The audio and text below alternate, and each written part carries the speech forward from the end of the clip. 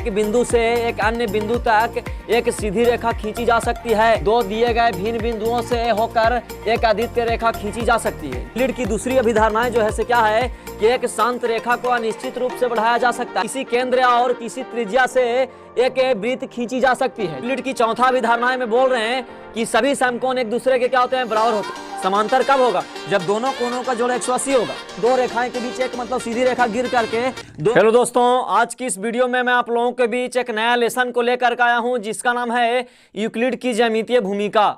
यानी ये जो है ज्योमेट्री का सबसे स्टार्टिंग चैप्टर है जिसका नाम है यूक्लिड की ज्यामितीय भूमिका। यानी यूक्लिड नाम का जो है एक महान मैथमेटिशियन थे, वो जो है ऐसे ज्योमेट्री में अनेक प्रकार के खोज किए हैं और अनेक प्रकार के रिसर्च से जो है ज्योमेट्री में अहम भूमिका निभाए हैं। तो आज की इस वीडियो में मैं आपको विस्तार से बताऊंगा कि यूक्लिड की ज्यामितीय भूमिका में यूक्लिड जो है ये 5 अभिधारणाएं दिए हैं। मैंने यहाँ पे यूक्लिड की 5 अभिधारणाओं को लिख दिया हूँ और इसको जो है बारीकी से पढ़ करके हम समझेंगे कि यूक्लिड की 5 अभिधारणाएं क्या है। सबसे पहला बोल रहा है कि एक बिंदु से एक अन्य बिंदु तक सीधी रेखा खींची जा सकती है।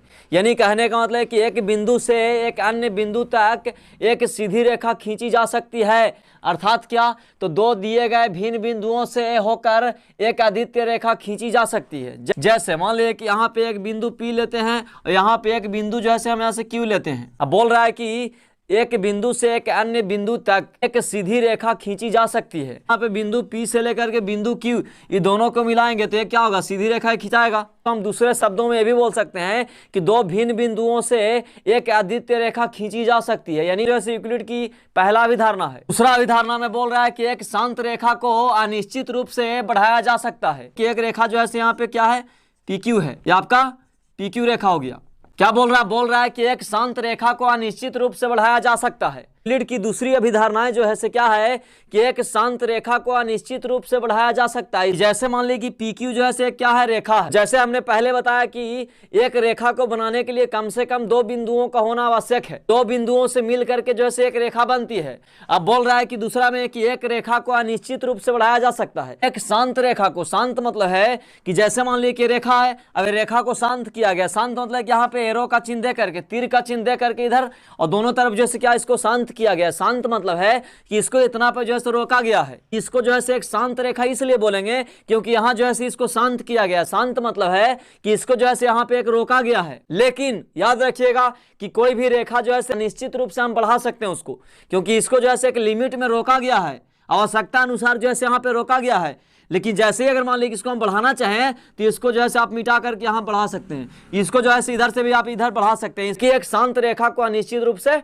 बढ़ाया जा सकता है। तीसरी अभिधारणा में बोल रहा है किसी केंद्र और किसी त्रिज्या से एक वृत्त खींची जा सकती है। किसी केंद्र और किसी त्रिज्या से एक वृत्त खींची जा सकती है। जैसे बोल रहा है क्या कि किसी केंद्र, मान लीजिए जो है क्या केंद्र हो गया, केंद्र मतलब सेंटर, यानी ये मान लीजिए केंद्र हो गया। केंद्र से जैसे मान लीजिए कि हम त्रिज्या ले लेते हैं। यानी कहने का मतलब कि यहाँ पे केंद्र जो है O ले लिए और ये जो है आपका त्रिज्या R ले लिए। वहाँ पे केंद्र जो है क्या O है और यहाँ पे त्रिज्या क्या R है। अब इससे बोल रहा है कि एक वृत्त खींची जा सकती है। एक वृत्त खींचेंगे तो जैसे मान लीजिए कि इसको जो है इस तरह से हम करेंगे ऐसे, तो ये जो है क्या बन गया, एक वृत्त बन गया।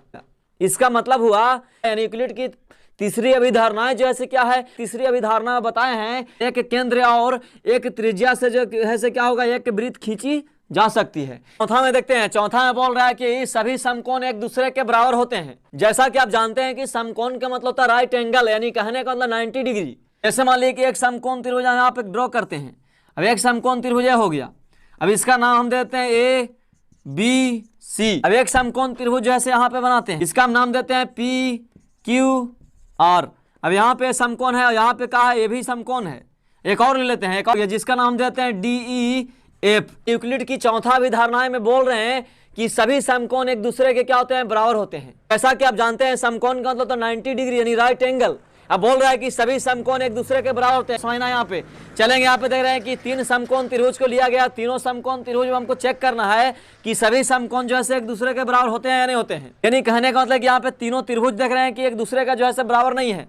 यानी तीनों त्रिभुज की अगर बात किया जाए तो तीनों त्रिभुज का जो है साइज क्या है, आपस में बराबर नहीं है। लेकिन चलेंगे तीनों त्रिभुज जो है क्या है, यहाँ पे तीनों त्रिभुज जो है आपका समकोण त्रिभुज राइट एंगल ट्रायंगल है।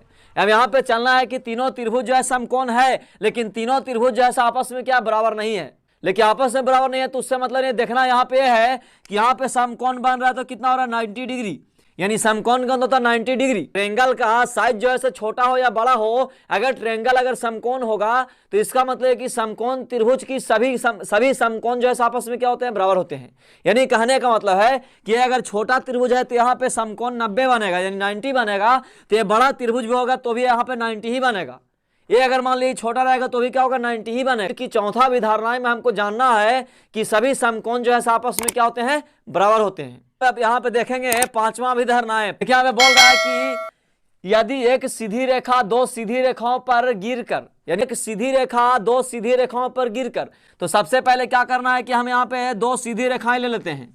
देखिए ये जो है आपका दो सीधी रेखाएं हम ले लेते हैं, ये जो है आपका दो सीधी रेखाएं हो गया। बोल रहा है कि एक सीधी रेखा दो सीधी रेखाओं पर गिरकर अपने एक ही ओर दो अंतःकोण इस प्रकार बनाए कि इन दोनों कोणों का योग मिलकर दो समकोणों से कम हो। दो समकोणों से कम हो तो वे दोनों सीधी रेखाएं अनिश्चित रूप से बढ़ाए जाने पर उसी ओर मिलते हैं जिस ओर यह योग दो समकोण से कम होता है। बोल रहा है कि एक सीधी रेखा दो सीधी रेखाओं पर गिरकर, यानी चलिए मान ले कि यहाँ पे दो सीधी रेखा हमने ले लिया, इसका नाम PQ देते हैं और इसका जो है से देते हैं यहाँ पे जो है ऐसे AB देते हैं। ये इसका जो है से नाम हो गया AB।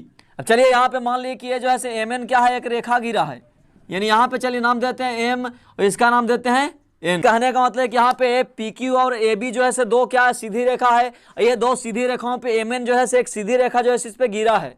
अब बोल रहा है क्या, बोल रहा है कि एक सीधी रेखा दो सीधी रेखाओं पर गिरकर अपने एक ही ओर दो अंतःकोण, यानी अपने एक ही ओर के मान लीजिए कि यहाँ पे जो है एक अंदर हो गया, अंतःकोण बोलेगा तो अंदर वाला कोण, और बाहरी कोण बोलेगा तो बाहर वाला कोण।